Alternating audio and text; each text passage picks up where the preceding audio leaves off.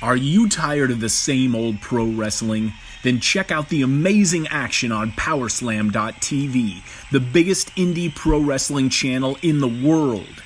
Get over 3,000 hours of the best pro wrestling events from over 100 of the biggest names in the industry from over 15 countries around the globe. Get your free trial today at Powerslam.tv. The following advertisement is sponsored by Beercade YEG. Hello. You are listening to a commercial for the podcast Over the Top Rope, the flagship podcast of the Win Column Sports Network, as well as a proud member of Backbreaker Media. Again, this podcast is sponsored by Beercade YEG. You can find us pretty well anywhere that podcasts are played, including on the iTunes, Podbean, the Google Play, SoundCloud, and on wincolumnsports.ca for all your previews, reviews, and breaking news from the world of professional wrestling. Tune in every Friday on Backbreaker Media, a member of Win Column Sports.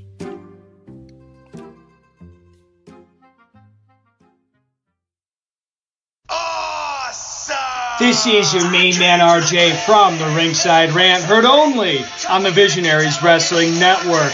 So go over and subscribe across all your major platforms, iTunes, Google Play, SoundCloud, and Stitcher to hear every great interview I have every Monday on the Visionaries Wrestling Network. Go over and follow the show's page on Twitter @_Ringside Rant. Follow the network's page @BizWrestleNet. And, as always, embrace the vision.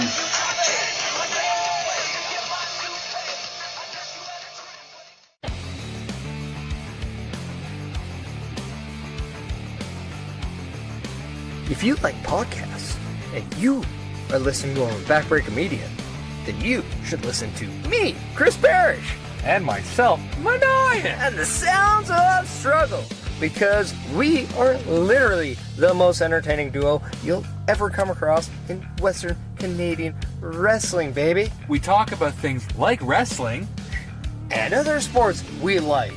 Wrestling. But we won't talk about other sports that we don't like, because it's not that kind of podcast. Like wrestling. I mean, we like hockey. And wrestling. And we like football. And wrestling. And we also like to drink beer. While wrestling. Well, not while wrestling, but while watching wrestling. Yes. Yeah. If you want to get into a conversation with Maniac and Chris Parrish, then you need to tune into the Sounds of Struggle live on Backbreaker Media. Every Thursday. It's when we hope to draw, but sometimes Mike Malawany doesn't do his job right. Or we're too drunk to forget. Yeah, that happens too. Yeah. He can bleep out the swear word, because we weren't supposed to do that. Oh, but I'll try not to swear. I can't do it. Yeah. Let's face it, the two of us, we're real. And spectacular. And we're a little bit of all right. Yeah. Well, so strugglicious. That we are. That was kind of the cue. Supposed to be a strugglicious. Oh, sorry, I'm drunk. Yeah. So, if you don't want to listen to us, then no. You're stupid, because we're entertaining. And if you want to listen to us, then, come listen to us on Backbreaker Media. Yeah. Later, he said. Later, bitches.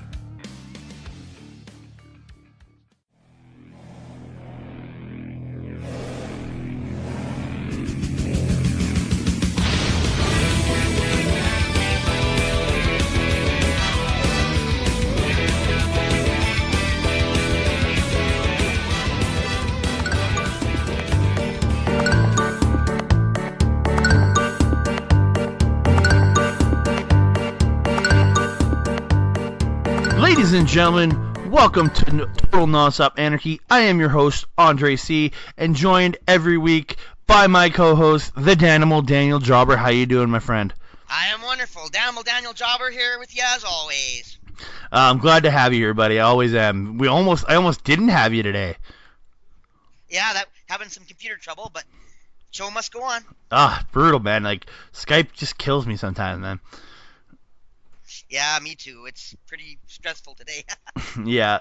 So I got you on here, and hopefully before we get into the show proper, I just want to how TNA lately to me. I've been watching TNA more now since I started doing these reviews.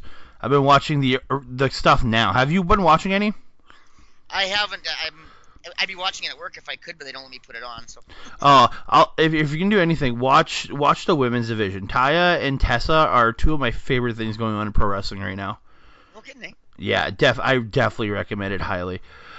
But we're going to get into 2002 TNA, ladies and gentlemen, and we are covering this week the NWA-TNA Weekly Pay-Per-View number 8 from Nashville, Tennessee at the Nashville Fairgrounds on August 7th, 2002.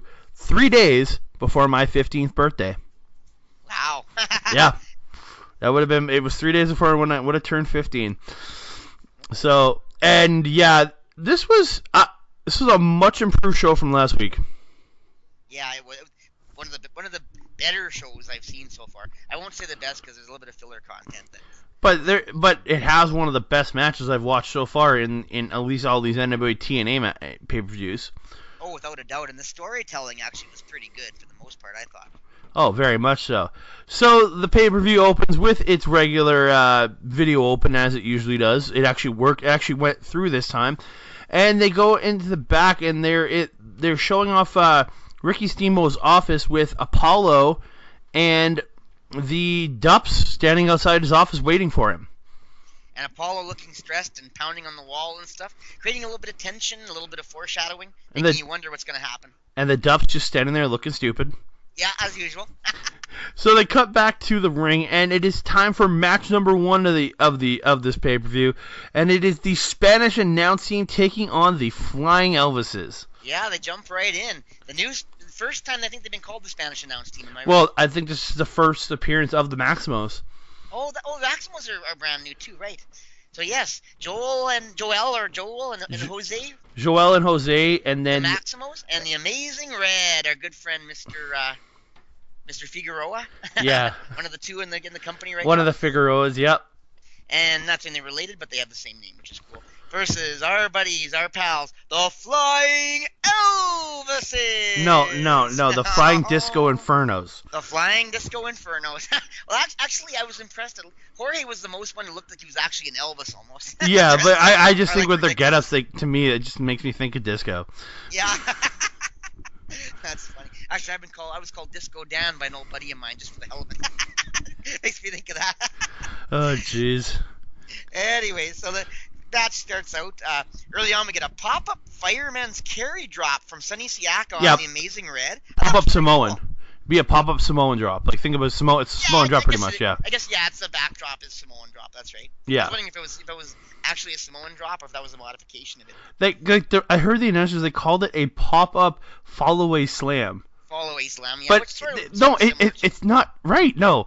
Like, if you threw a guy up, then you caught him in front of you and then threw him behind you, like threw him off, that would be a follow-away, but that was a pop-up Samoan to me.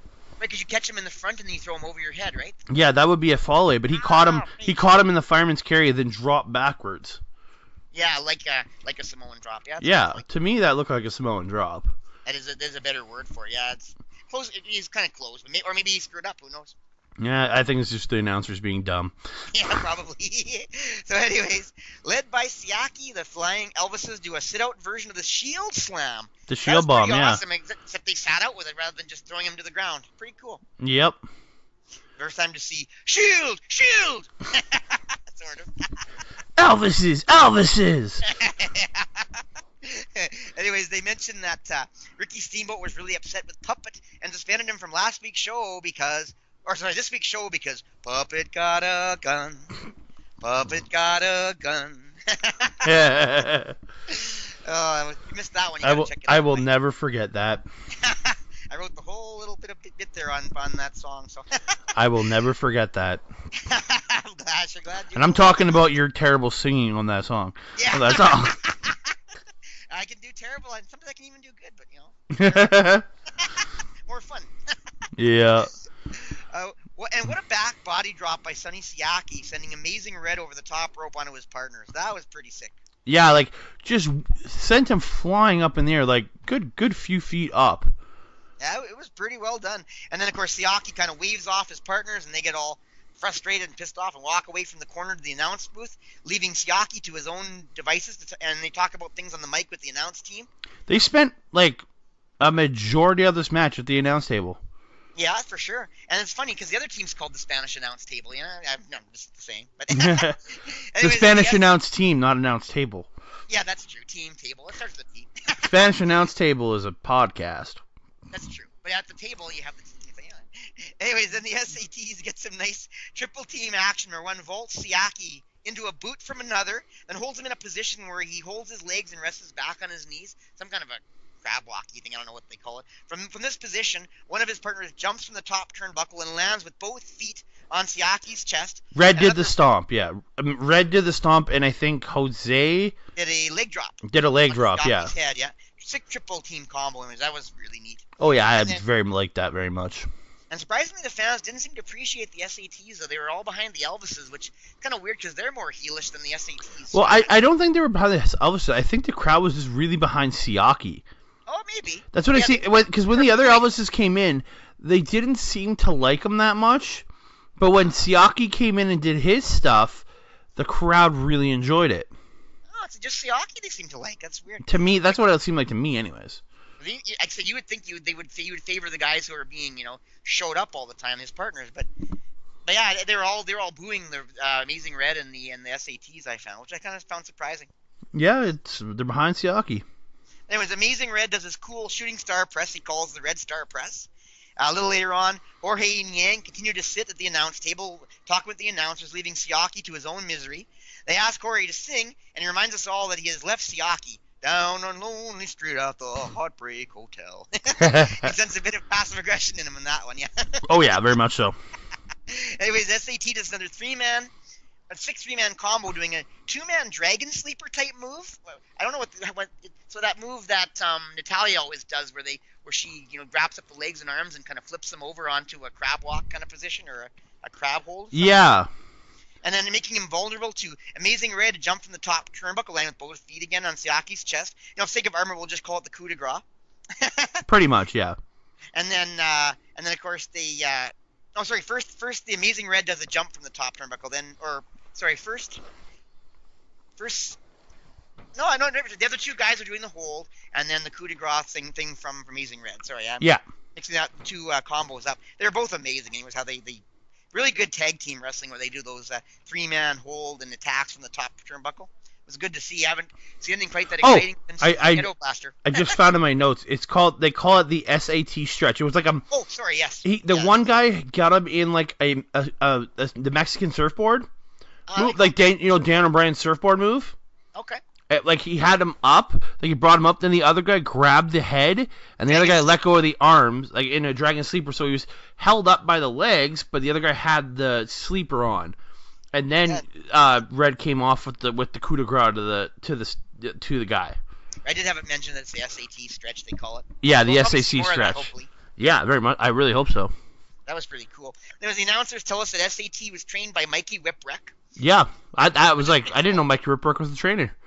Yeah, I knew he had trained Amazing Red because I read that when I read his bio a few weeks back. Oh, there you go. Well, this is where these guys know each other from. Is maybe they came up training together. They probably did. I think that's where they. That's where I'm guessing because they all seem very young. Yeah, they are. 18 was the one guy.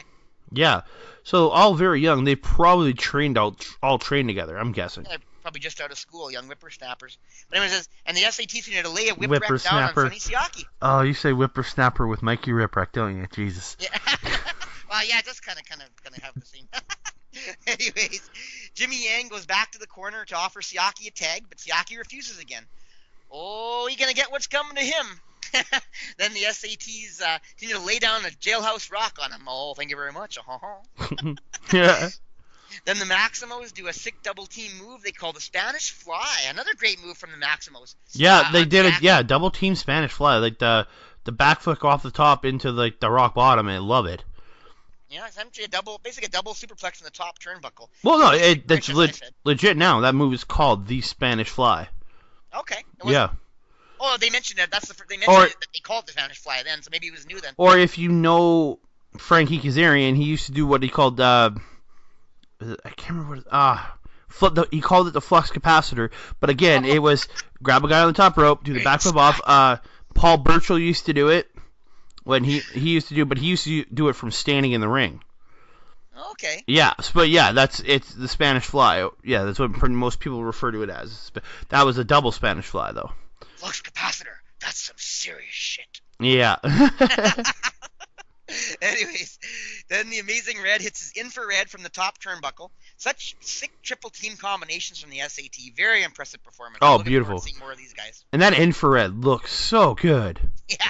And the second time we've seen it, and it's good every time. Oh, yeah. Same as the SATs go for the cover, but Jorge and Yang suddenly return to the match to break it up. Yeah. We'll rate that as a, what? Here they are hating on him on the microphone, and they come back and break up the pin. But they don't. But I understand they don't want to lose. Like, They don't want to if lose. he loses, that's a loss. That's a loss on their record. That is true. And at least they have some sense of sportsmanship, I guess you want to put it that way. Yeah. It was then Jorge and Yang start to take over. Yang does a double drop kick takedown on both Maximos. Then they double clothesline the Maximos over the top rope out to ringside. That sets up Jimmy Yang springboarding off of Jorge Estrada's back again, like they did that one week, and vaulting over the top rope onto the Maximos. This gets the crowd really into the match. Oh, So very that much wasn't so. Even Sonny, they were cheering for them. They actually got cheering for Jorge and Yang when they did that. This is I think the only. This is when because they realize, okay, they're teaming with them again. Let's get behind them. Maybe because they're association. Yeah. Team by association. But earlier in the match when Yang jumped up on the apron to get the tag, they booed him for it. Because he had been standing on the outside, and when he jumped up for the tag, they were like, "Bro, you suck. You're leaving Siaki alone." They were not happy with him leaving Siaki alone. But then when they saved him, the crowd turned back in their favor. Even though he went to reach out for the tag, and then it was Sonny that said, "No, I'm not tagging you." That's so weird, eh? Yeah, but I think it was more like the crowd was mad, like annoyed at him because they left him. Already upset at him. Yeah, I guess that makes sense. Weird, anyways. The storytelling in this one was a little shady, dusty, whatever, but so I'll go into more of that after. But anyways, while Jorge is dancing a bit to celebrate, the Amazing Red comes in from behind and does that crazy flip he calls the Code Red, putting Jorge into a pinning combination, and he gets the 1, 2, Jimmy Yang says no as he breaks it up with a drop kick. Then Amazing Red tries to do a sunset flip pin combination on Yang, but Yang sits down on him for the pin, getting 1, 2, and one of the Maximos says no as he breaks it up. That was actually the Dude Buster move. Trent Beretta's Dude Buster, or it's also Hangman Page uses it too, and Frankie Kazarian uses it. It's where they cut. It's an inverted pile driver. Essentially, instead of doing it's an inverted tombstone pile driver. Like, you know how you hold them on the front and you drop with the tombstone. Oh yeah. Essentially, you put them on your back, but the same way, and then you drop. It's the inverted tombstone. Okay. Yeah, Hangman Page uses it, Trent Beretta uses it, and Frankie Kazarian uses it. Very, very impressive, anyways. Yeah. But yeah, everyone's saying no in this match. So much negativity. Oh, right, yeah. Then the Maximos try to do some sort of awkward double team combo. It looked like he was going for a gory special, get him into the gory, but the dude just fell for it, so the one Maximo just kicked him in the side. Yeah, they ended up doing virtually nothing with it. Although one of them saved his face by following up with a pile driver on Yang, so they had some sense of, we did something here. It was so unimpressive. I rate that awkward. Yeah. Yeah, it was very weird. It just didn't belong at all. It had to be a botch of some Oh, sort. very much so. And then the Maximos try to do their Spanish fly on Jorge Estrada again, but this time Jorge counters it and drives both men down on the back of their necks from the top turnbuckle. I guess he just don't want to be their teddy bear. Oh. Oh, man. I gotta do the Elvis thing. I just gotta. Yeah. Then Jorge and Yang get Amazing Red in the middle of the ring, and both vault from the opposite turnbuckles into him. 2 flying Elvises airborne, putting poor old Red into hunka burning pain. They take a minute to pose for the crowd. That was the Hardys of Vento Omega. Oh yeah. Their leg drop splash combo. Oh, that's right. It was a combo. Yeah. Yeah. They had 2 flying Elvises in the air at the same time. The announcer said, just like, which makes sense. Flying Elvises jump out of airplanes. Yep. Anyways, however, while they pose, Sonny Siaka decides he wants to impose. I guess he don't want to let anyone step on his blue suede shoes, and he crawls in onto Red to claim the 3-count pin for the victory. I thought What a glory thief. I thought he did the right thing in this because like he have these dancing. His guys are just dancing. He's all serious about the match. They're showboating, so they hit the big event Omega, and then they turn around and they do their pose. He's like, "You dummies!" Rolls in and pins him. To me, it made total sense that he should be pinning him. I don't know, man. It was such a weird match. I mean, I get the storytelling; it was good, but the match stuff was just so weird. I don't know. But anyway, Sonny Siaka raises his hands in victory and leaves Jorge and Yang crying in the chapel yet again. Match time about 13 minutes. Actually, 11 minutes 44 seconds. I timed it bell to bell. Oh, cool. But anyways, Jorge Estrada and Jimmy Yang seem to continue to put up with this shit. And once again, I rate this a what? Well, Yang, I think Yang would be gone. Like I don't think he only lasts in TNA until about close to the end of 2003, and then he'd be in WWE by 2004, working with actually maybe even late 03, working with Tajiri. He'd be one of Tajiri's goons. Did he have any other name, or was he still Jimmy Yang now? It was a Keo and something else. I think he was Keo, and then he became Jimmy Wang Yang. And when he took over, he did his cowboy gimmick. Oh, right. Yeah. Oh, didn't he do that? He did a segment on WWE Network one time where he does a party van now. He drives around and he has people go on the party bus or party van and they all celebrate there. That's cool. Yeah, he does that now. But yeah, he was he played. But yeah, he was Tajiri, one of Tajiri's two enforcers, and then yeah, he would be gone within about a year or so from this point. Okay. Yeah.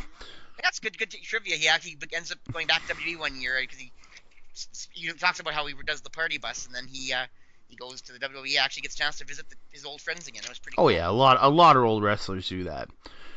They did a segment on WWE Network anyway. All right. So we cut from the match, and they go to the announce table, and they're promoting all the matches for tonight. Apollo versus Jeff Jarrett, Ken Shamrock versus R-Truth for the NWA Championship, and AJ Styles versus Low-Key versus Jerry Lynn in a triple threat match for the X Division Championship.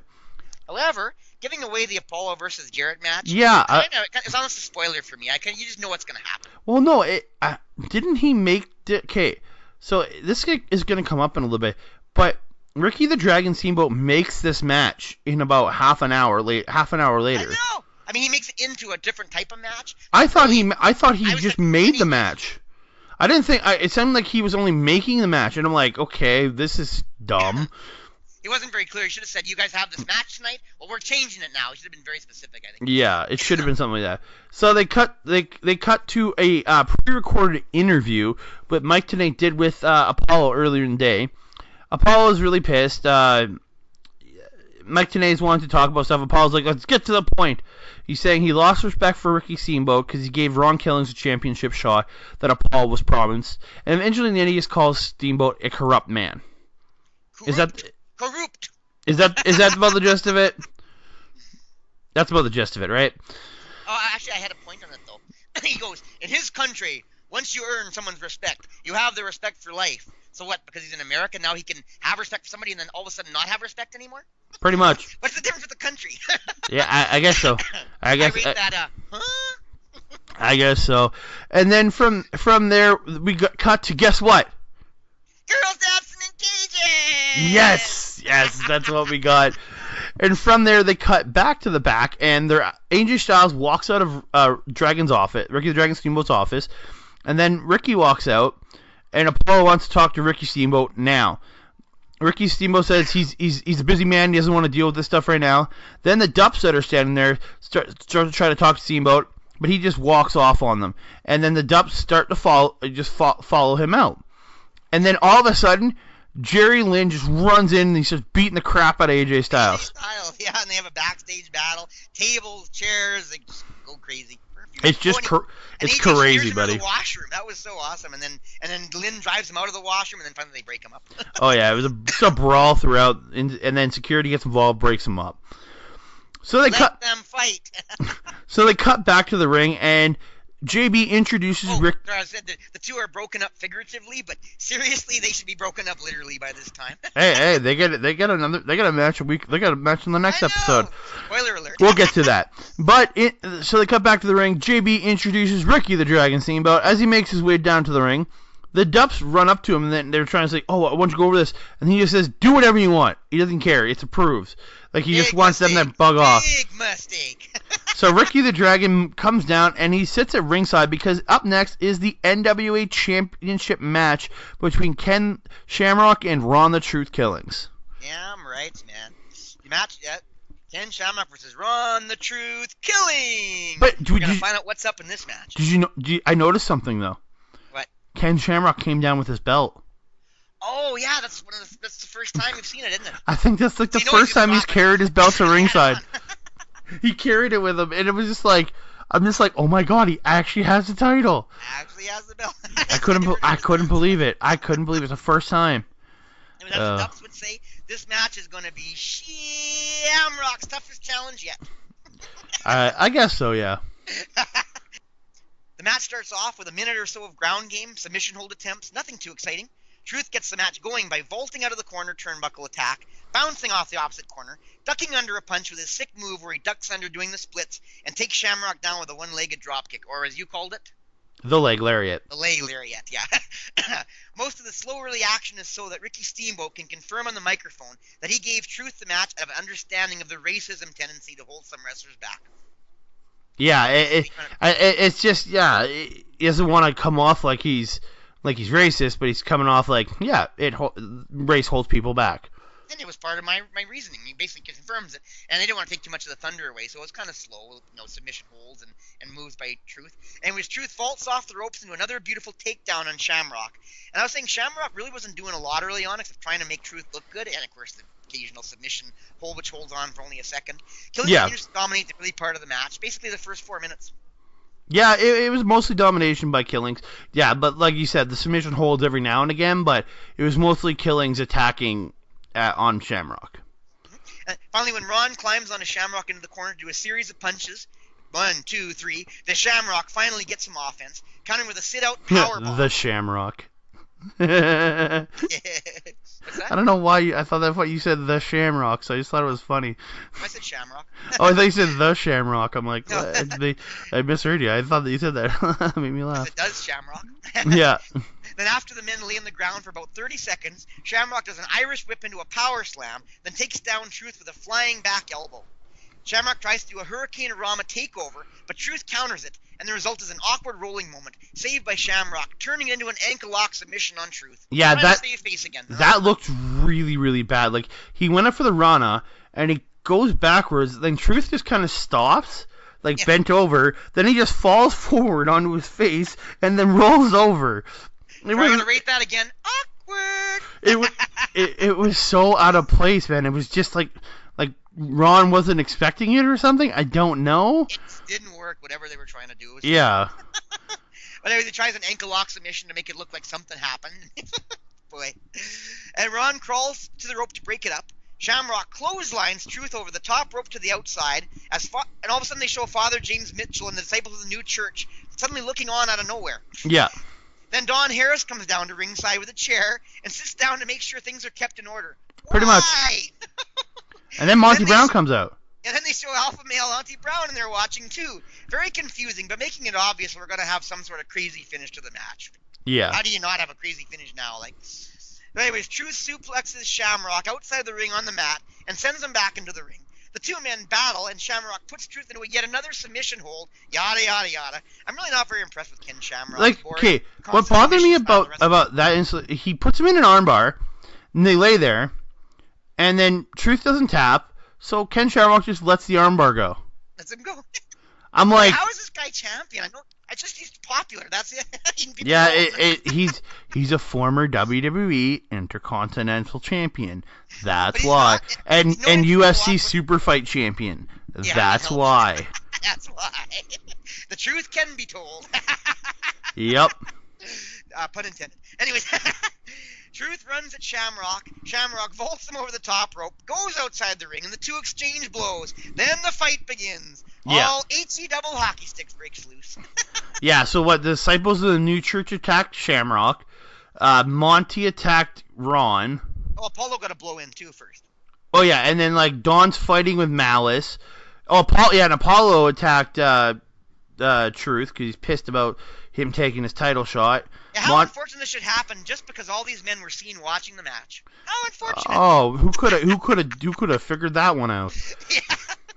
Anyways, in all the chaos, carnage, and mass battling, Apollo hits Shamrock with a super kick, and then Ricky Steamboat conveniently rolls Shamrock back into the ring. The Truth hits his front face drop, reverse DDT thing he calls the Truth or Consequences. The diamond cutter, essentially. Diamond cutter, yeah. And covers Ken Shamrock for the 1, 2, 3! Your winner and new NWA World Heavyweight Champion, Ron the Truth Killings! The most anticlimactic finish to a title match I've ever seen in my life. The match was a bunch of bullshit. Like, the match was the title, and that's the truth. The match was boring. Shall set you free. The match was super boring. Only Then 9 minutes. Wrestling action time, maybe a minute. 9 minutes 19 seconds. I was bored by 8 minutes and 30 seconds of this match. It only got interested right at the end when they got attacked. So he gets super kicked by Apollo, gets rolled in, he just hits him with a cutter and it's over. I'm like, what? What? Yeah, what? I was so annoyed by that finish. Yeah, the match. That's why I said the match was a bunch of bull. Shamrock loses his title, and that's all there is to say. But it was a history-making moment. He is the first ever black NWA World Heavyweight Champion. That is right. That is the first time an NWA champion was held by a 100% African American. Yep. Cool. He's the first African American to wear the title. And it couldn't happen to a cooler, nicer guy. I've always loved Ron Killings. I'm very happy for him for that. Yeah, I'm glad it happened for the guy. Like, he can at least put that on his resume. Yeah, exactly. Yeah, maybe we're giving the match a bad rapper. Oh, that was bad. Oh, thank you very much. So after they cut to the announcers, they talk about how it's a historic thing, and then Ricky Steamboat comes back out, and he calls out Apollo. Apollo comes out, and he says, after waiting for good 30, 40 seconds, Apollo comes out. Yeah. It was really weird. So Apollo comes out, and he says he can't run around like a maniac anymore, but he says, however, Steamboat will give Apollo a title shot. He has earned it. And unquote, earned it, yeah. Yeah. So this is where Jeff Jarrett comes out and says, wait a damn minute. Our old pal Jeff friggin' Jarrett. Yeah. How convenient. So he says in the biggest lie I've ever heard, for weeks, he has been patiently waiting for his title shot. Patiently waiting meaning whacking everybody with chairs and beating the shit out of everybody. And demanding title shots. But yeah, and of course, conveniently we know he happens to have a match with Apollo tonight. How convenient. Yeah, so he says now he has the answer. Now the answer has become as white as his skin.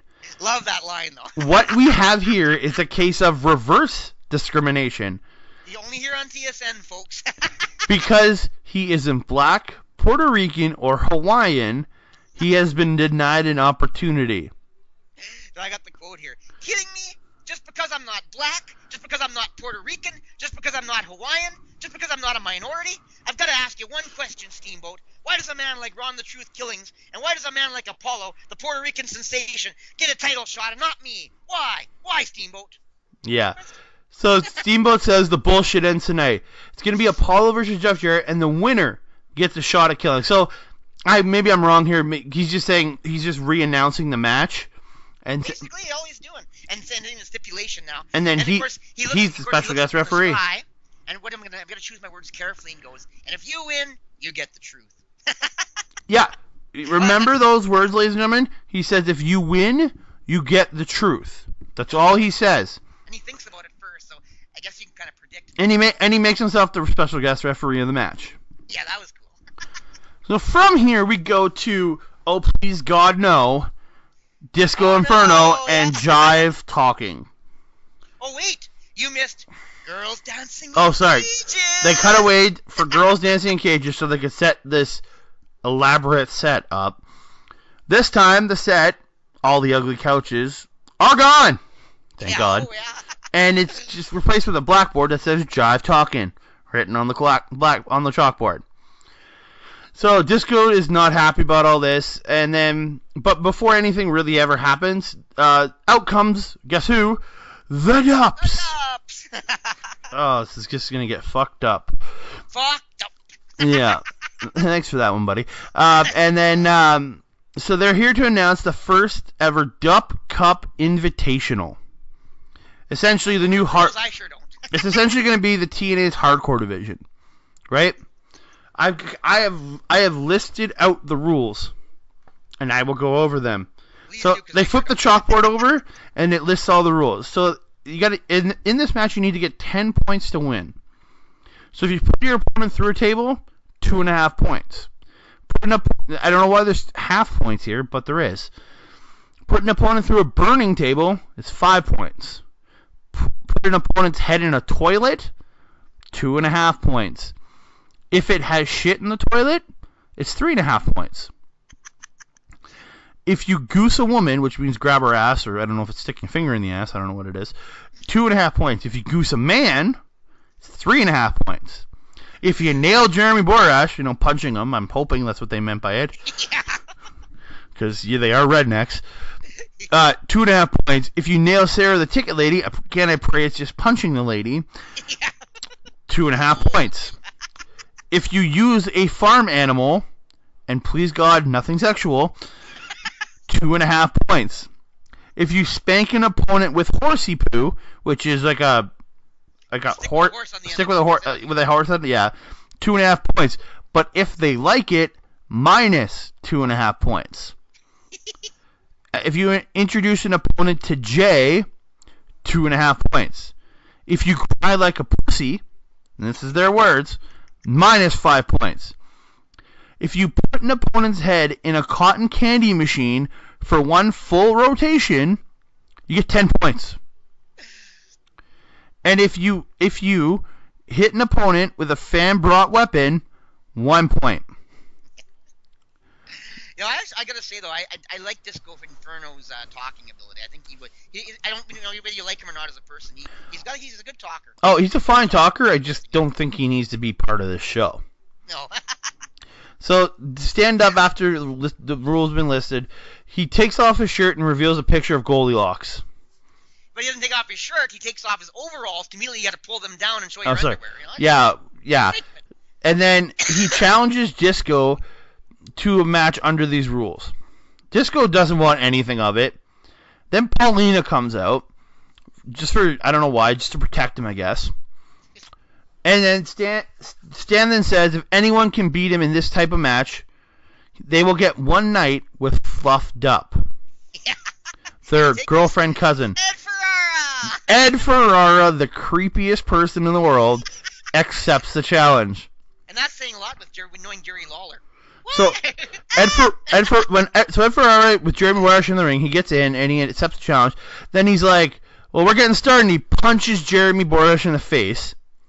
Then he rolls out of the ring and tickles Don West's asshole, and he gets 5 points out of that, or 6 points. He gets 6. He's at 6 points before the Dups even get to the ring. And then this is where Jeremy Borash actually jumps on Ed Ferrara's back, starts attacking him, and he throws him off, and then they get back in, and he gets back in the ring, and the Dups are in, and Ed actually fights them off until Bo actually hits him with a really strong clothesline. They made Ed Ferrara look way too strong in this match. The one problem I have with this entire match though is it's Disco Inferno and Don West calling this match. It's the worst announced team ever. So they get the Dups get 2 points. You get a point each for. I guess they have a combined point total. I don't know why. And they each hit Ed with chair. So the rule was. Hit an opponent with fan-brought weapon, right? Right. Is that include the fan's chair? That's the fan giving him a chair. That's not fan. That fan didn't brought it. I guess the fan gave it to him, so I guess that counts. So they get 2 points from hitting him with a chair. And then Stan goes and hit Ed with his boot, but he didn't wait. He says wait, and he throws it to a fan, and he and the fan throws it back to him, and he hits him with the boot, and he gets a point for it. How is that a point? That's your boot, you jerk. And then Bo hits Ed in the face with one of the fans' drinks that he stole, and gets another point for point number 4. And then Stan grabs a cane from like an elderly fan and smacks Ed with the cane. And they're 5 points. So right now it's 6-5 for Ed Ferrara. You haven't got to the point where he goes after the lady in the ticket booth, right? No, we're not quite there yet. So it's Stan they go to the stage, and this is where Stan introduces Ed Ferrara to Jay. So this gives them 2.5 points and gets them up to 7.5 points. And just so you know, Jay is a blow-up doll. No. Probably covered in duck semen. I And what Jay was when they announced it. I thought it was Jeff Jarrett. No. They're talking this blow-up doll named Jay. They've named their blow-up doll. That's the thing that creeps me out the most. So this is where Bo-Dup goes over to the ticket booth, who with his old lady named Sarah. She's trying to break in, and she opens the door and just starts smacking him with a broom. So Bo gets no points out of this. And so we go back to the stage, and this is where Paulina low blows Stand Up because he's getting in Disco Inferno's face. And then they start to he starts smacking him with the chalkboard over and over. And this pretty much continues for the rest of the match. Is Stand Up just every time he stands up gets hit with the chalkboard and falls back down. So this pretty much Stand Up's out of the match at this point, right? So this is where Stand Up. You can't live up to the name. So we go back to the ring, and we go back to the ringside, and Ed Ferrara spears Bo-Dup. I'm like this is like Goldberg level spear right here, just full on, just ah. The one he did on the president or the vice president when he tried to. Hey, the guy knows how to spear. He must have taken lessons from Goldberg, man. Yeah. Yeah. So then they get back in the ring, and Ed hits Bo with one of the fans' chairs. Gets himself to 8 points. He hits him twice. Once again, TNA's no concussion protocol here. So it gets him up to 8 points. And then Ed low blows Bo-Dup and grabs Horsey Poo. So he literally, Bo's pants are down. Yep. So his butt's supposed to, he smacks him in the ass with Horsey Poo. So so everybody thinks he's won right here. Yep, he thinks he's won. but Bo liked it. Yeah. So he goes. How unfortunate this should happen. Who would have predicted? So Ed Ferrara goes down to 5.5 points. So we're at 7.5 for the Dups to 5.5 for Ed Ferrara. This is where Ed Ferrara goes to the outside to get a table. So just remember, if you put an opponent through a table, it's 2.5. But if you put them through a burning table, it's 5. So in my estimation, Ed Ferrara brought the table in, and then he looked like he was going to get something. And this is where Bo, he picked up, I think maybe he's only going for the 2.5, but he reverses Ed. Ed picked him up, and then he flips around. Ed chokeslammed him through the table to get 2.5 points, and the Dups get 10 points and win this shit stain of a match. Yeah. Total incomplete, shameless filler. Complete and utter garbage. Just garbage. But it was sure funny. No, it was just stupid. Oh my god, I'm so happy we don't have this anymore. Yeah, it was pretty. 17 minutes taken up by this segment. Yeah, you had I think the match went about maybe 6 to 7 minutes. Then you had all that crap, that jive talking crap beforehand. I hated all of this. I hate it. And then we cut away, and thank God we did. Yep. Because then we go back to another sit-down interview where Mike Tenay conducts an interview with Monty Brown. So Monty Brown spends about 2 minutes just listing, 2 to 3 minutes just listing all his football accomplishments and how he became a pro wrestler. Like a good 2 to 3 minutes, right? Yep. Way too long. Then he starts downplaying, because Mike Tenay asked him about all this they things that Ron Killing's been talking about, and Monty Brown does a good job of downplaying it, saying no, it's all about him. He downplays the whole racial thing, which I really liked about that. That is cool. A little bit of a counterpoint. But then Elix Skipper comes out of nowhere and attacks him with a bucket of yellow paint. Yep. This is my house. Okay, so my question is, So this supposedly happened earlier in the day, right? Yep. So when Monty Brown came out on the stage, shouldn't he be covered in yellow paint? Oh, good point. Why did he get back? I think it would have sold it better than everybody would like, where's the yellow paint? And then this would have explained it. I just think I would have liked that. Yeah, it would have been cool. Yeah. Meanwhile, earlier on. So, do you know what happens next? We got more girls in cages dancing. You got that damn right. Girls in cages dancing. It's always pointless, but I love it. So we cut back to the ring, and it's time for match number 4 of the evening, and it is the first blood match. How the frick does Malice not bleed half the time? I don't get it. It's Malice with James Mitchell versus Big Don Harris. And even when Malice like slides into the ring, he stumbles as he's getting up and almost falls over. Oh no. So Don West comes, or no, Don West. God, I wish it was Don West in this match. Yeah. Don Harris. I'm just gonna call him Big Don. It's a lot easier. I just call him Harris. Big Don comes out, and then he attacks Don on the outside. And this is essentially, I just chose that this was the start of the match. I never heard a bell. I only heard a bell at the end of the match. So I just went from when he attacked him. That was, to me, was the start of the match, right? Yeah. Yeah.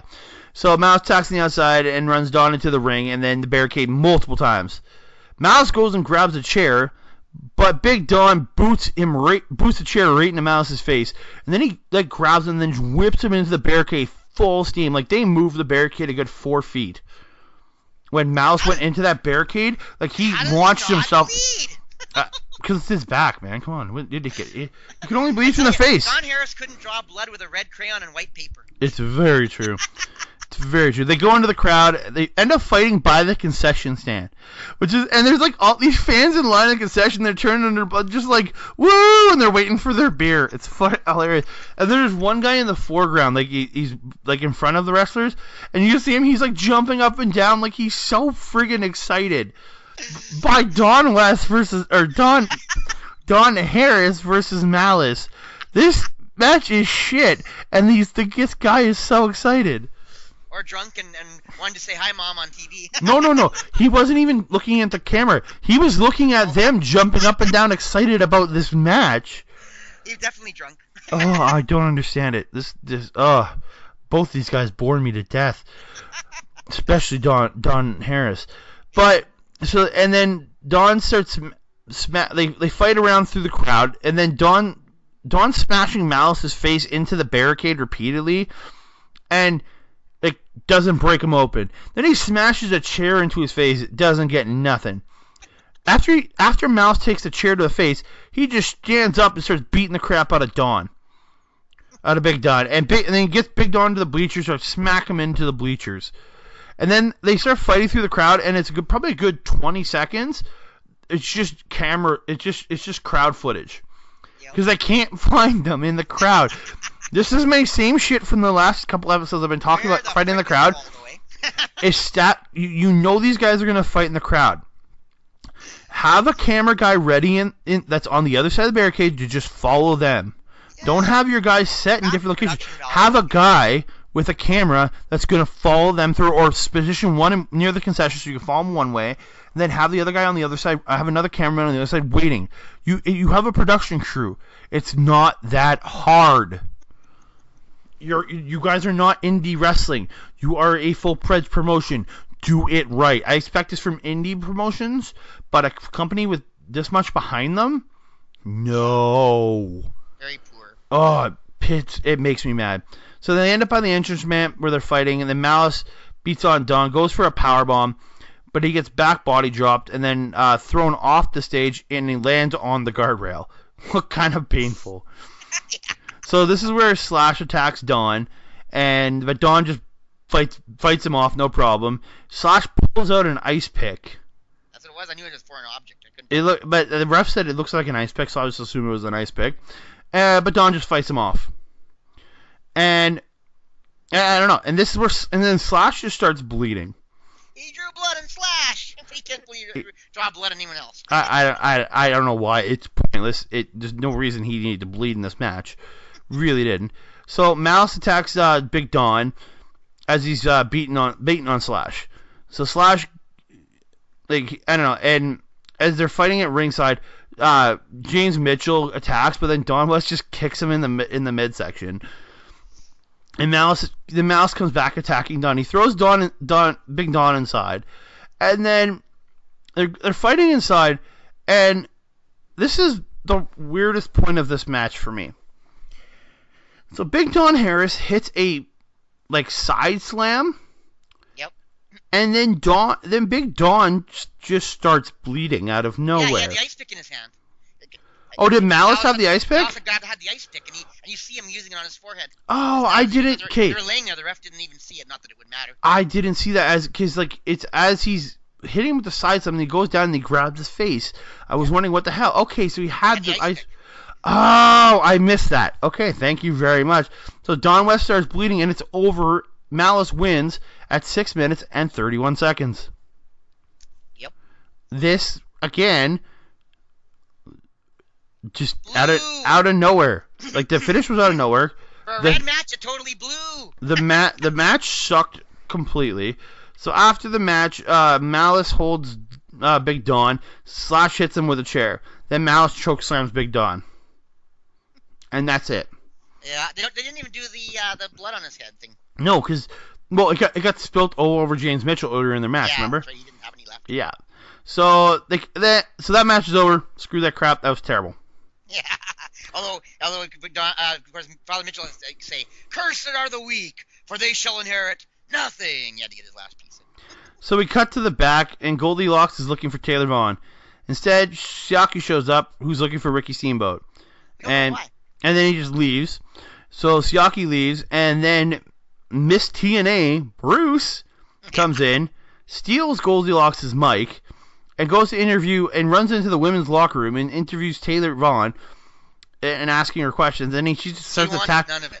And she's like, "You creep," starts beating the crap out of him, calling him creepy and shit for being in the women's locker room. And then it gets broken up, and this is where Bruce challenges Taylor Vaughn to an evening gown match, and we get the match. And it's I guess it's for the Miss TNA crown. Yes. And then out of nowhere, AJ Styles and Loki start brawling. This is AJ Styles and Loki this time. Brawl into the women's locker room. And they brawl into the women's locker room until security breaks them up. Okay, I'm just like, why is he fighting with Loki now? Yeah, there's no point. They're just creating hype for nothing. Like, Loki doesn't seem like the guy that should be fighting people randomly in the back. What's he got against AJ all of a sudden? Well, he did interfere in his match the week before, but I'm still saying Loki is the kind of character that's kind of that low and subdued guy who waits to get into the ring to exact his revenge. Are you saying he's a little low key? Yeah, very much, very very low key. But it just seemed out of character to have Loki brawling in the back. You could have just had Jerry Lynn and AJ Styles keep brawling, really. They could have brawled the whole time. They could have flashed back every now and again to them by beating each other up more. Yeah. So we cut back to ringside, and it is time for match number 5 of the evening. It's Apollo versus Jeff Jarrett for the #1 contendership to the championship. So we think. And their special guest referee is Ricky the Dragon Steamboat. Yeah. The one thing I'll say this, Apollo's music sounds kind of like a Ricky Martin song. Yeah. I swear to God, it's a Ricky Martin ripoff. Living La Vida Loca, man. So this match starts out with a bunch of lockups, and then as the guy gets into the corner, and this is Dragon stopping both men from doing closed fist punches. He's really enforcing the rules. Oh, sorry, I gotta. Apologize. Are you okay? Oh yeah, I almost lost the call because my cats pulled the mouse away from me. Maybe that's what happened last time. No, I don't think so. It just I saw it happen. It's asking me if you want to quit Skype. There we go. There you go. Damn cats. Damn cats. They would have made this match so much more interesting. Yeah, anything could have. So they lock up, and mostly it's lock up back and forth, and it's Dragon stopping him from punching each other. Yep. With closed fists. And then, so lock up number 3, Apollo punches, but this is where Apollo actually punches Jeff Jarrett, and he gets him on the rope, Dragon blocks him, and then, okay, I can't go through this match. This is a very boring match. Mm-hmm. It's they have some throwing people into Jarrett throwing him into the steps a couple of times. But. Yeah, they end up on the outside. Jarrett whips him into the steps. Get back in the ring. It's more wrestling. Like more. There's not a lot in this match. Like The ending was good. That was about it. Apollo hit a beautiful spine buster on Jeff Jarrett at one point. Like I literally wrote notes for this, but it's just a lot of Although Apollo basic wrestling up and bleeding most of the time into his eyes. Yeah, Apollo did get opened up at one point, but I don't know. It just it's not a very good match. Like it's just mostly like two bigger guys putting holds on each other. Like at one point, yeah, at one point Jeff Jarrett does apply the figure four. Apollo keeps the arm up at like he does the 3 drop thing, which I'm like, wait, he's not choking him. Why are you doing the arm drop thing? Why are you going to sleep? And then he ends up rolling it over. Jeff Jarrett grabs the rope and breaks it up. Like another one, you know how Ricky was blocking the closed fists? Apollo gets up and does the corner 10 punches. Doesn't block that.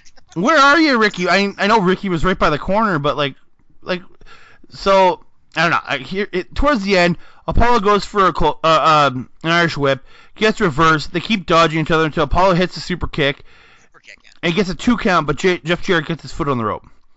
So Apollo gets him in, hits him with a German suplex, and keeps the bridge. Yep. But both men's shoulders are on the mat. So Ricky counts 1, 2. Jeff Jarrett gets his shoulder up, and Ricky counts 3. And then he indicates to ring the bell. And he says, your winner is Jeff Jarrett. Apollo thinks he's won, but he's totally wrong. But because Apollo's shoulders wrong, it was a double pin. But when Jeff Jarrett got his shoulder up, it became just Jeff Jarrett pinning Apollo. I understand it. I get it. Why would Ricky Steamboat count the 2 if he knew it was a double pin? Because he said there had to be a definitive winner. If it's got to be a definitive winner, you don't count a double pin. It makes no sense. I agree, but he's doing his ref job. If somebody pins somebody's shoulders to the match, you're supposed to count. I guess. So that's part of being a ref. So your winner at 10 minutes and 14 boring ass seconds, Jeff Jarrett. It wasn't it wasn't boring.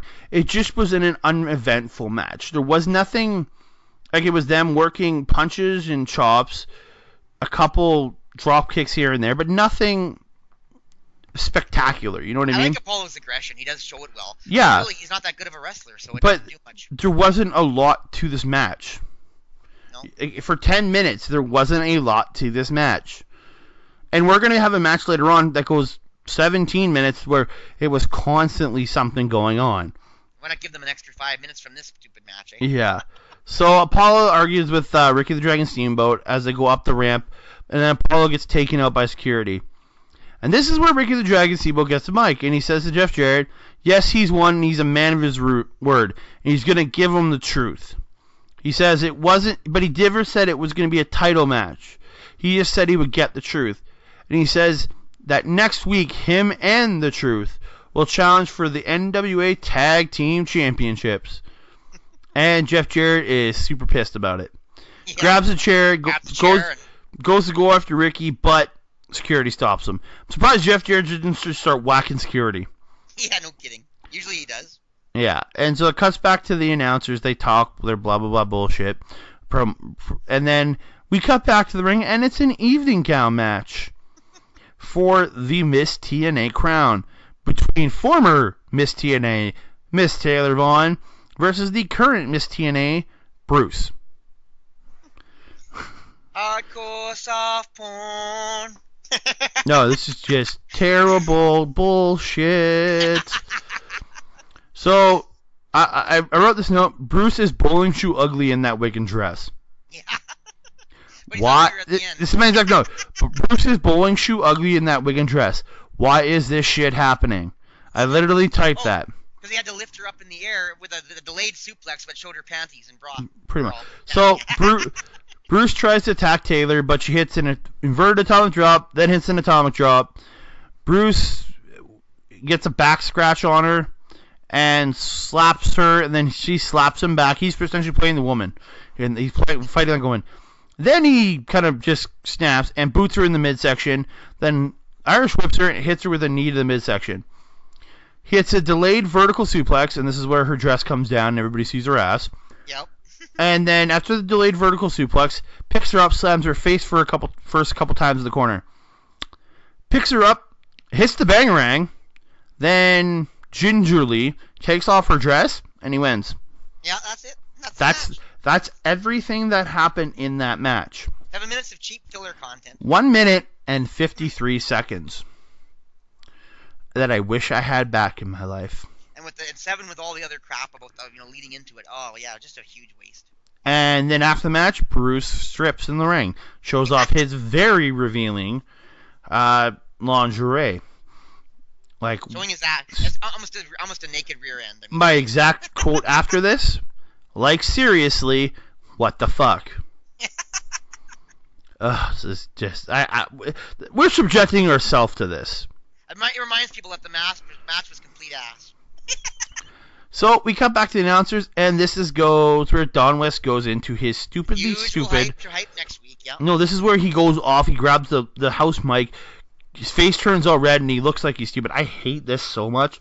I know Kyle last week said he really liked it. I don't know about you. He's trying to hype next week, and it's not that good. It's pointless. It's like just talk to us regularly. You don't have to go crazy and then try to sell us like he's trying to sell us like TNA gear. He's trying to sell us TNA gear during this. Oh, yeah. I literally wrote this. I wish he would have a heart attack and croak in the middle of this. Nice.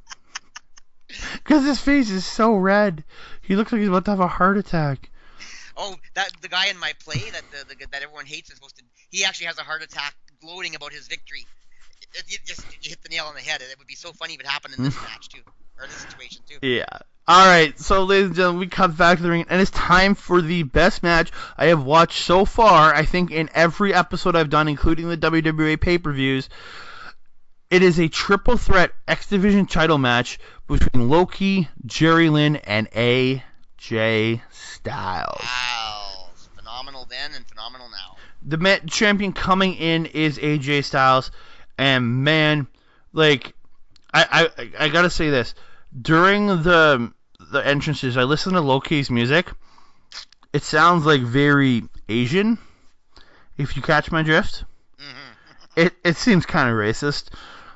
And then as AJ's music hits, they cut to the girls in cages dancing. They got to get one more shot. I don't know. Maybe. I have no idea. But they cut to get girls in cages dancing before they cut to show AJ coming out to the ring. Remind us it's TNA, yeah. Yeah, it's TNA. Multiple kinds. So, let's do a standoff to start. And Loki and Lynn lock up. But then they say, screw it. And then they hit a double flapjack on AJ. Yeah, I was like, I like that. Because they both seem to really hate AJ. They recognize he's champion. Why not team up against him? Oh, very much so. Yeah, Lynn and Key exchange a few chops. Then Lynn hits a huge tilt-a-whirl backbreaker and gets a 1 count on Loki. I thought that that's the one thing. Jerry Lynn, his tilt-a-whirl backbreaker, nobody does it better. Yeah, that's true. It's a beauty. So gory special too, I think. Oh, very much so. Jerry Lynn goes to whip Loki, but he toe holds him, does a couple kicks like to Lynn's chest until he catches but Jerry Lynn catches the foot. Then AJ just runs in and just drop kicks Loki. I love every bit of this match. That was beautiful. Yeah. Lynn and AJ start working on it, but AJ reverses Irish whip and hits the snap power slam. But he doesn't go for the pin. He just gets on top of him and just starts laying in the punches. This match really sells the rivalry between these three. Yep. It really does a good job in that. Or as I say, giving him the 13 years in the business or whatever that Jerry Lynn always says. 14, I don't know, whatever it was. He's giving him back his 14 years in the business. Yeah. Yeah, and then they AJ and Jerry Lynn go into this thing where they keep doing a switch into the German suplex position. Then Loki comes at them and they just double back body drop Loki. I love it. So Lynn gets AJ Styles in the gory, gets him up in the gory special submission. This is where Loki comes in and drop kicks Lynn. And then Lynn lets him go and hits like the gory special slam. I thought looked really good. The three-man moves in this match were just phenomenal. Oh, we got a lot more. That was only the first. Loki and Lynn brawl into the corner, and they he brawls into the corner. He goes back to AJ, and like this is where Loki starts doing these like downward, like AJ's like on his knees, Loki's standing up, and Loki starts doing these like downward double chops to like the shoulders of AJ. I'm like, I like that. And then he hits a running elbow drop and gets a 1 count on AJ. I thought like these guys working in this match, like just phenomenal. And you believe they all wanted to win with everything in their being, with these even going for 1 count pins. Oh, very much so. So Loki gets reversed on the Irish Whip, but he stops at the ropes, and AJ like jumps up to hit the drop kick, but he falls to the mat. So Loki walks towards him. AJ hits the kip up heads, like where he kips up and hits the head scissors over, and like hits head scissors him over. Then he picks him up on his shoulders. AJ Styles uses the Ushigoroshi now. Oh yeah. This is essentially the inverted Ushigoroshi. Like he Ushigoroshi facebuster. He had him up on his back, then he flipped him over and dropped him face first into his knee. I thought that was just a phenomenal move, using the facebuster Ushigoroshi. Yeah, especially back then. Just the innovation from these guys in this match is phenomenal. That was almost ahead of its time, I think. Then AJ whips Loki off the ropes and hits a beautiful spin kick. So Lynn then attacks AJ from behind, but AJ grabs the ref and then kicks Lynn in the nuts. They are really trying to sell AJ as a heel here. Yep. But I don't think the crowd's letting it happen, because he ends up being a face for a long, long, long time in this company. AJ's just too good to hate for long. That's just the way he is. Very much so. And then he hits that neck breaker on Lynn. Then he starts kicking and bunching at both guys. So AJ goes for a Rana on Lynn, but gets hit with a bat. Well, no, it was he jumped up on his shoulders for like the Rana, but it's where he Lynn throws him off, and AJ flips backwards. Then he grabs him and lands an X Factor. I like it's like a backflip X Factor almost. I don't know what it is. I love that move. Lynn seems to do it all the time when he's in with guys smaller than him. He can toss them over. Loki and Lynn start punching until Lynn sends Loki to the apron. Loki goes to do the shoulder tackle through the ropes, and this is where Lynn gets his rope hung leg drop. I love that leg drop. Oh yeah. Yeah. Lynn gets this is where Lynn grabs AJ from behind, runs him into the rope. This is when the coolest triple threat. Loki elbows him in the face. Then he hops up and over both men, rolls up Jerry Lynn, and at the same time he's rolling up Jerry Lynn essentially Germans AJ Styles over, and it's a double pin. Yeah. And then they both both AJ and Lynn kick out at 2. 3-man sunset flip combinations. That's the best way I could describe it. Like a sunset flip German combo. Yep.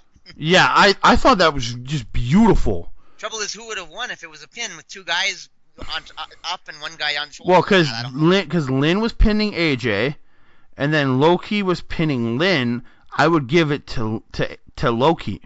That would have been an interesting thing to happen in a match. Because technically Lynn was beating AJ, and AJ was losing outright. But then Loki was beating Lynn, so I'd give the win to Lynn there, or to Loki there. Yeah, that's crossed my mind when they did that. Who would be the winner? It needs to happen, and what kind of solution they come up with. Oh, very much so. Loki fights AJ, and they do a roll-up sequence, and then he gets AJ in the Dragon Clutch. Then Loki ends up fighting with Lynn, and then gets Lynn in the clutch. But Lynn ends up reversing him and hitting a DDT. I was like, man, the transitions in this match are crazy. It was incredible, breathtaking. Oh, these guys are so good at this. It's like a ballet with violence. AJ gets Lynn to the corner, then does the moonsault dropkick where he runs up, and then pushes off the chest, does a backflip. Then he runs back in at Jerry Lynn, but Jerry Lynn just moves and he misses the clothesline. And then this is where Lynn puts AJ on the top, then DDTs him from the top, and gets a 2 count, but Loki breaks it up. Yep. The crowd's chanting for Loki like nuts at this point. They love him to death. The crowd is so behind Loki. But, like, another great spot. AJ's kicking Lynn, but, like, Lynn catches a kick. Then, like, flips AJ backwards. AJ flips backwards, catches Loki, and then hits the styling DDT. Like, his backflip. Like, like, he backflips into the inverted DDT. I'm like, what the fuck? This is so good. And then gets a 2 count, but Lynn breaks that one up. Man, like, all the stuff they do in this match is insane. You have to. It's like ballet. It's perfect timing. Everything was bang, bang. Yeah, and then like AJ and Loki are on the top rope. AJ's trying to suplex Loki, and then so Jerry Lynn comes up, does this like springboard sunset flip bomb, taking AJ down while he like it's this springboard sunset flip Tower of Doom. Like. It was beautiful. And then Lynn tries to cover AJ, gets a 2. Then he goes and tries to cover Loki, gets a 2. I'm like, this is phenomenal. That's passion, man. You believe everything they're doing. You buy right into it. Then they go into like the sequence where like a good minute they're just pinning each other, like doing roll-ups. Like it's just one guy would roll up another guy, then the other guy would come in and roll up him, the other guy would come and roll up him, then the other guy would come and roll up him. Like it was like for like a good minute they were doing that. I'm like, this is great. And then it's indescribable. Like, the match was ahead of its time, in my opinion. Oh, so good. AJ Styles like goes does his springboard like lion salt leap and comes back, goes for like the styling DDT on both guys, the backflip into the inverted DDT. But like as it comes down about to hit DDT, both guys pick him up and flip him forward, and then and slam him into the corner. Like and then. This is where Loki gets AJ on top, does like a drag, like does where he rolls backwards off the top, and like does the hanging dragon clutch. Yep. Oh my god, like just everything in this match was crazy.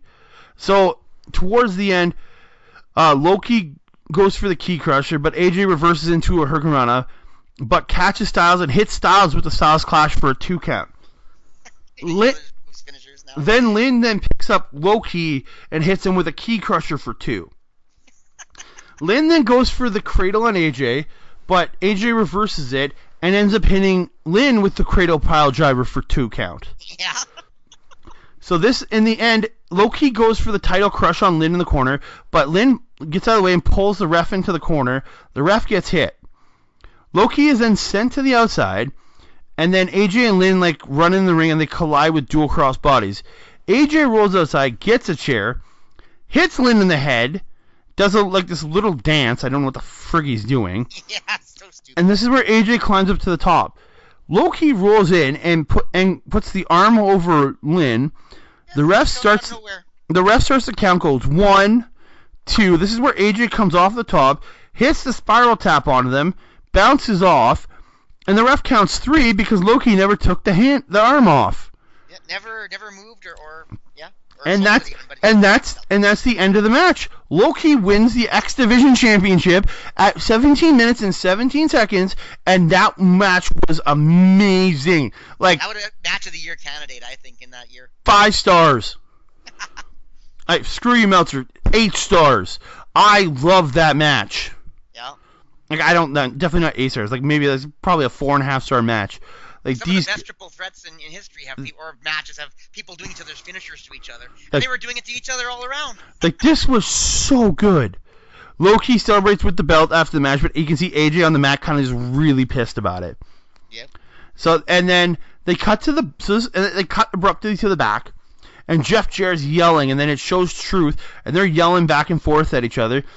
Then they cut back to the ring, and AJ Styles is attacking Jerry Lynn, and they end up like fighting back and forth. And then they roll out of the ring, and then Jeff Jarrett and Truth come out arguing with each other with security in between them. Jeff Jarrett gets in the ring, and then he's arguing with Truth, and then it's just over. Yeah. And this might have confused me if I hadn't remembered that these 4 guys are going to meet in a tag team championship match next week, and they all hate each other. Yeah, bam, there you go. You got there is your biggest turmoil of a match. You got 4 men who hate each other and they're going to team up and face each other for the tag team titles. What the serious fudge? What the serious fudge, man? Like, oh my god. But overall, I really enjoyed this week, especially compared to last week's last week's shit show of a match 2 weeks ago. That was crap. This was I actually quite enjoyed this show overall. The overall show was very fun. I was laughing. Even the Dup Cups, how shit it was still fun to watch. It was complete and utter garbage. Don't get me wrong, but it was at least it was garbage that made sense. Unlike last week, everything was just garbage. Yeah, I enjoyed this show overall. You had 2 really good X Division matches with the opening contest and the X Division title match. Jeff Jarrett and Apollo, like I said, it wasn't horrible, but there was nothing to it.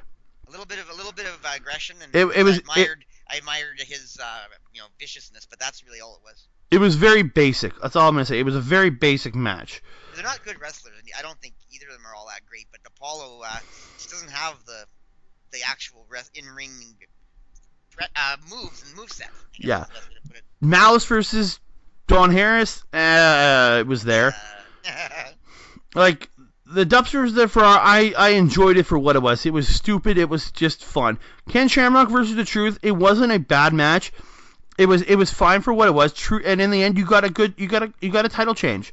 You got Truth. You got a storyline you're gonna go ahead with Truth being this oppressed black man who finally gets a championship. Yeah. I like that. And I love the storytelling in this show. Like I said, even though the matches weren't all amazing, the storytelling and the story aspect of what all the matches meant were pretty good. Every match had a story. All the stories made somewhat sense. I enjoyed it. I had a good time watching this show. A random X Division match that's just fun to watch because it's that.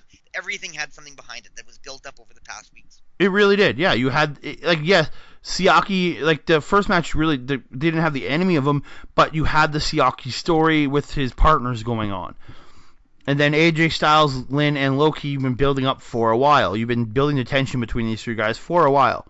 The only non-backstory match was the Dup Cup, but that was explained in 7 Hey, they gave him a backstory for 10 minutes. Yeah. So no, overall, I really enjoyed this. You enjoyed this, right? You had a good time watching this one. This is my favorite show so far, and I love Ricky Steamboat too. So him being such a big part of it. He's my second favorite wrestler in the world, Ricky Steamboat. Oh yeah, it was phenomenal. I met the guy. He's super nice. Got to meet him at PWA. He was super. I couldn't have gone to see him. I was kind of heartbroken. Yeah, it was awesome to meet him. But yeah, man. Overall, I really enjoyed this. Danimal, thank you as always for joining me on every week on this show. Oh, it's so much fun. And shows like this make it all worthwhile. It's so much fun to talk about it. Even the bad ones, it's really fun to talk about because you get to shit all over it. You get to shit whatever on it. Yeah. So plug your shit, Danimal. Plug your shit. You betcha. Daniel Jobber. You can follow me on Twitter, Danimal Jobber, or Daniel Jobber, capital D, capital J. On Instagram, Daniel Jobber, all lowercase letters. I'm also thinking about doing a little bit of that TikTok thing under Daniel Jobber, so we'll see how that goes. And of course, my website, DanimalDanielJobber.ca, where I have fun content, interesting stuff. If I come up with new stuff, I usually put it on there. And of course, the link to the Jobber Championship merchandise and other Backbreaker Media merchandise, which we have something for all sexes and ages. We have baby onesies. We got it all. And like I said, close to my heart is the Jobber Champion merchandise, which you'll find there as well. Yeah, and then you can catch me on Twitter at That Canada Guy, Instagram at That Canada Dude. Please check out Canada Guy. Gotta say it. That Canada Guy. And then you can please check out the Backbreaker VOD, which will soon feature real Canadian wrestling, already features Monster Pro Wrestling, Pure Power Wrestling, and on our Backbreaker VOD service, you can watch bar wrestling, which is some of the best wrestling out of California. And where you can find that at backbreakervod.pivotshare.com. And also, don't forget, we are a division of Win Column Sports. So, ladies and gentlemen, thank you so much for listening to Total Nonstop Anarchy this week. Thank you, Danimal, for joining me. No problem. It's been a lot of fun, and we're having a great ride, and I'm looking forward to a lot more great shows. And we will be back in 2 weeks with TNA Weekly Pay-Per-View number 9. from August 14th, 2002, 4 days after my birthday. Yeah, we'll have to wish you happy birthday. And as always, jobber out. Ladies and gentlemen, thank you very much for joining us inside the Asylum.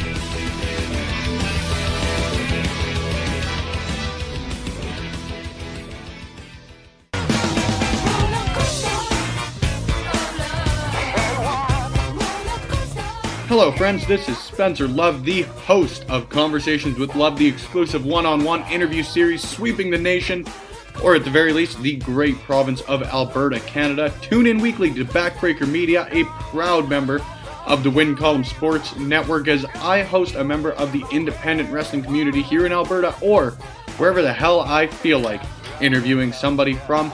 You can only find it on Backbreaker Media, a proud member of the Win Column Sports Network, and proudly sponsored by Beercade YEG.